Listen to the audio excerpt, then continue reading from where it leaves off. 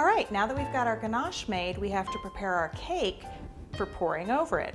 So I baked 2 layers here, and I filled it, and then I smoothed this side out with a little bit of ganache, and now I want to make it all smooth. If I were to pour my ganache over this right now, every little hole and every little spot you would see, because the ganache is going to sink in and really form to what you have here. So we want to give it a nice smooth area all the way around for the ganache to flow over. So I'm just going to take this is a ganache that I made earlier, and I made it exactly the same way, and I've let it sit. So this has been sitting for about 4 or 5 hours, and it's gotten to the consistency of about peanut butter, which is the consistency you want to get it to be able to spread it.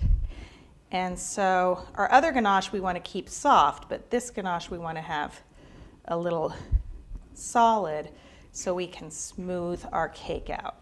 So I'm just going to go around and smooth out all the sides and the top so I've got a nice area for when I pour my ganache. Now sometimes you'll have little lumps, like that's a little lump right there, so I'm just going to dig that out and get rid of it so I can get more of a smooth side. I'm going right up against my board here. So you can see my cake is actually sitting on a 6-inch board, and I'm going to use that as my guide to get myself some nice straight sides. So I'm going all the way up and filling in right to the board, all the way around. I'm going to fill this all in. I feel another chunk right here, so let me get that chunk out of there. This is a big one. All right, come here. That's a big chunk. Let's get rid of that fast. All right, so we're going to keep going around and get ourselves nice and smooth, get those other couple of chunks out of there.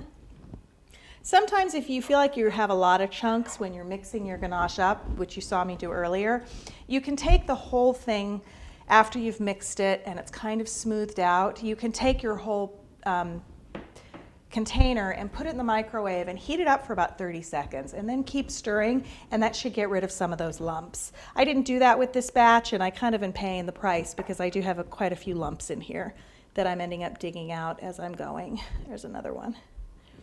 So, sometimes I just don't have the patience, and you end up paying for it.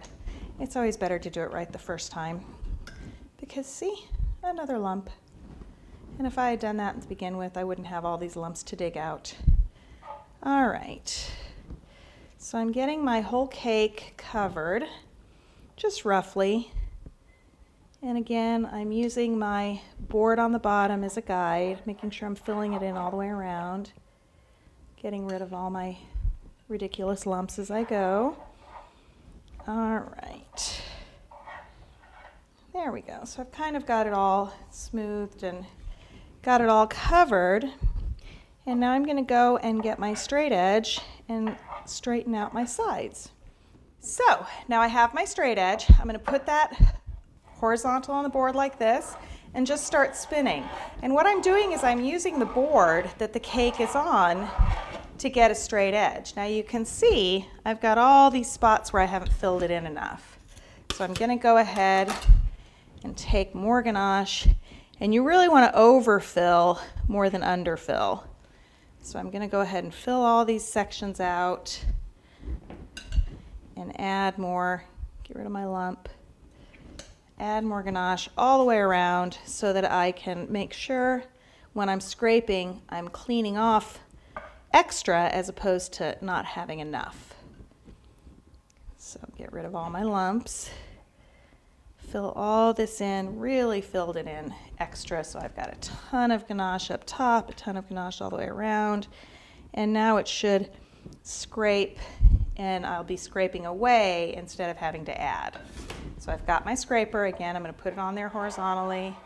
I'm going to spin it around, and now you can see I'm taking it more away. And so you can see on this side it's pretty much all top to bottom pretty filled in, but on this side I'm still missing some here. So I'm going to take my spatula and I'm going to fill this in all around here because I want to make sure that it's all even top to bottom when I bring my level around. All right, so now we're gonna do it again. And now you see I've got pretty even sides all the way around. Still a couple of little spots, because I'm gonna fill those in.